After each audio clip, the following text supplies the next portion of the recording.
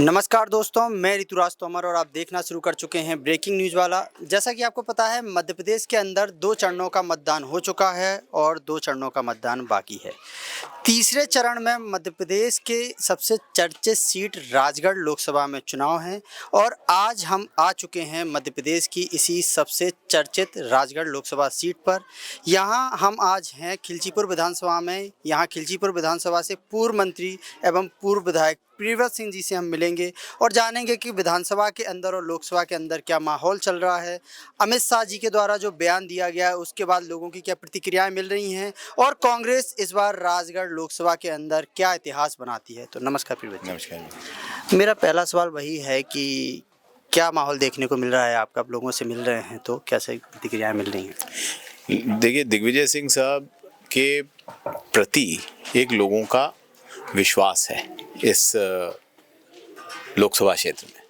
मुख्यमंत्री रहते हुए, सांसद रहते हुए, और जब वो पिछले 21 साल से ना मुख्यमंत्री हैं ना सांसद हैं, राज्यसभा के सांसद हैं पिछले 6-7 साल से, पर वो एक इनडायरेक्ट पद है, डायरेक्टली वोट के बीच में नहीं रहे, पर उनने हमेशा सभी लोगों की मदद यहाँ पे की है। किसी को ये कह के नहीं लौटाया है कि भाई आप अपने सांसद के पास जाइए, आप अपने विधायक के पास जाइए, हमारी सरकार नहीं है, सरकार वालों के पास जाइए। जो भी उनके दरवाजे पे गया, जो भी समस्या लेके गया, उसकी मदद करने का उनने प्रयास किया है। और ये उनकी सबसे बड़ी प्लस पॉइंट जो हम कह सकते हैं, जो उनके पक्ष का वातावरण जो निर्मित कर रहा हो, ये भावना कर रही है कि एक विश्वास है उनके प्रति कि अगर हम दिग्विजय सिंह जी को सांसद चुनते हैं तो दिग्विजय सिंह जी हमारी सुनवाई करेंगे, हमारे क्षेत्र का विकास करेंगे, हमारी बातें संसद में उठाएंगे। ठीक है, आपने बोला है कि यह वातावरण निर्मित करता है।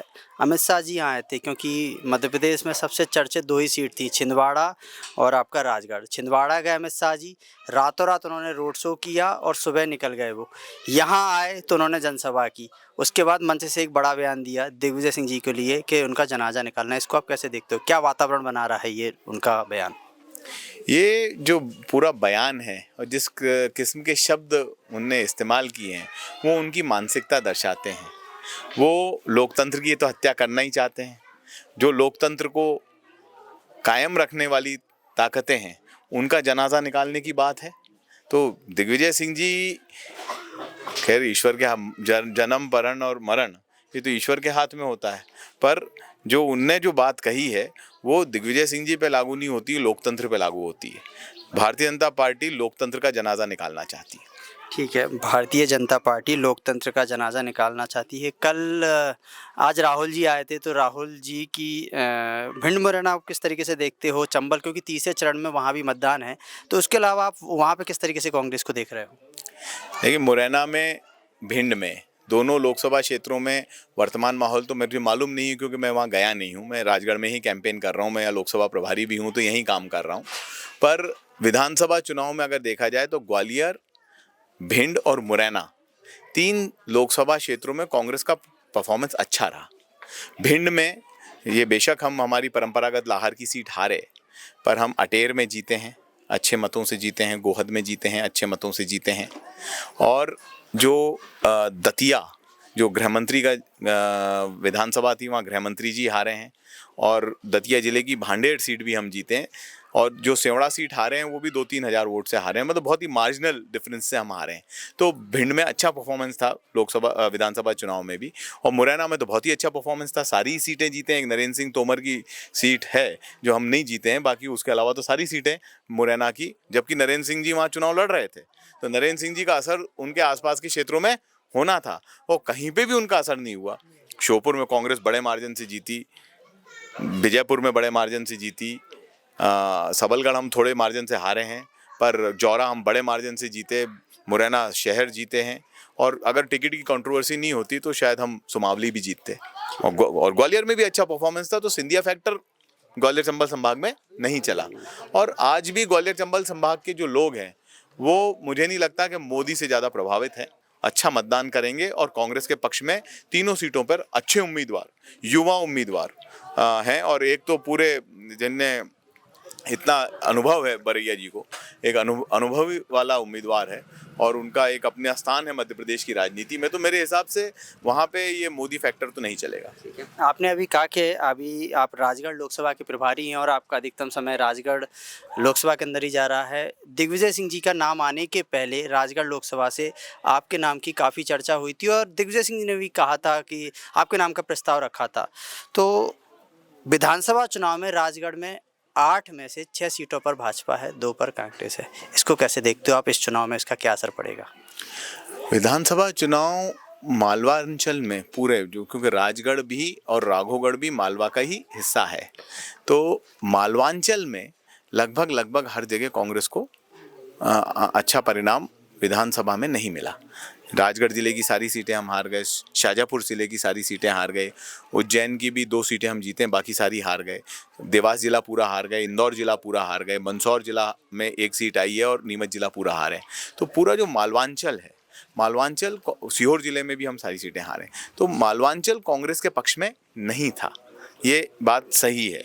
और यहाँ पे हमें सबसे ज़्यादा नुकसान लाडली बहना योजना का हुआ।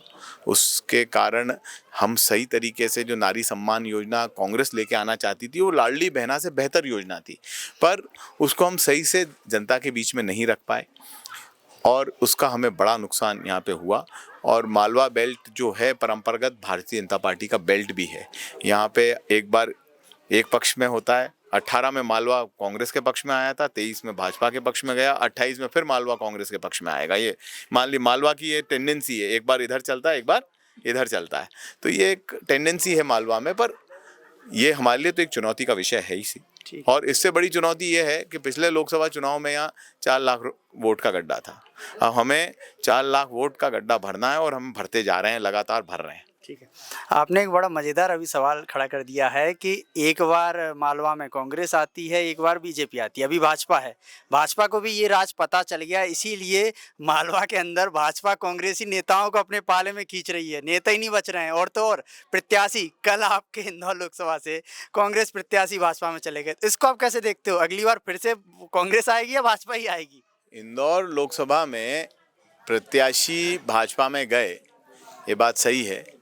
और अगर मेरा व्यक्तिगत मत है, पार्टी का मत नहीं दे रहा हूँ, मेरा व्यक्तिगत मत था कि हमें थोड़े अनुभवी उम्मीदवार को इंदौर जैसी सीट पे उतारना चाहिए था, जिसने पार्टी के लिए लंबे समय से काम किया हो और जिसने उतार चढ़ाव जीवन में देखे हों।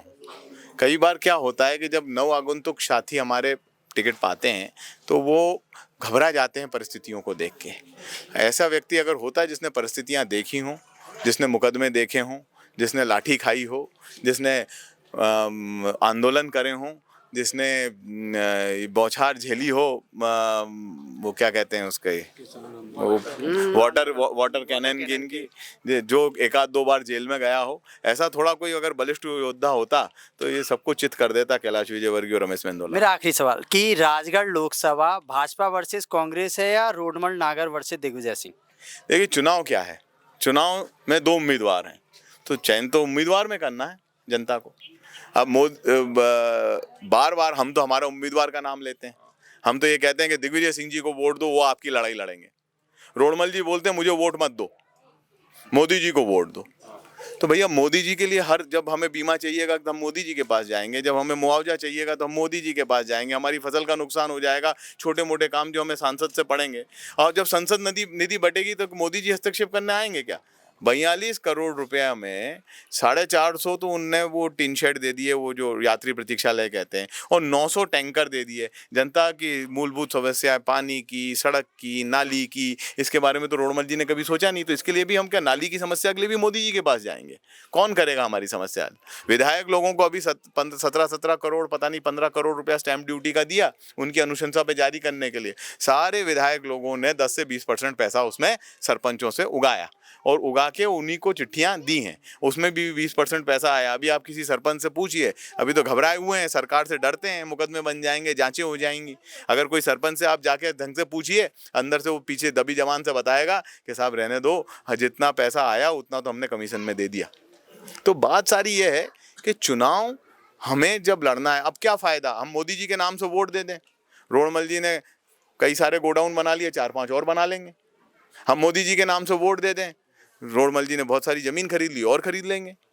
मोदी जी के नाम से हम वोट दे दें, उनके पुत्र ने 2-3 क्रशर मशीन लगा ली है, 2-3 और लगा लेंगे, तो उससे जनता का क्या फायदा होगा? जनता का फायदा होगा दिग्विजय सिंह जी को वोट देने से, क्योंकि दिग्विजय सिंह जी एमएसपी की लड़ाई लड़ेंगे, दिग्विजय सिंह जी बीमे की लड़ाई लड़ेंगे, दिग्विजय सिंह जी आपके नारियों के सम्मान की लड़ाई लड़ेंगे। अगर कांग्रेस आती है तो 1 लाख रुपया हर गरीब परिवार की महिला को मिलेगा, 8,000 रुपया पर मंथ मिलेगा।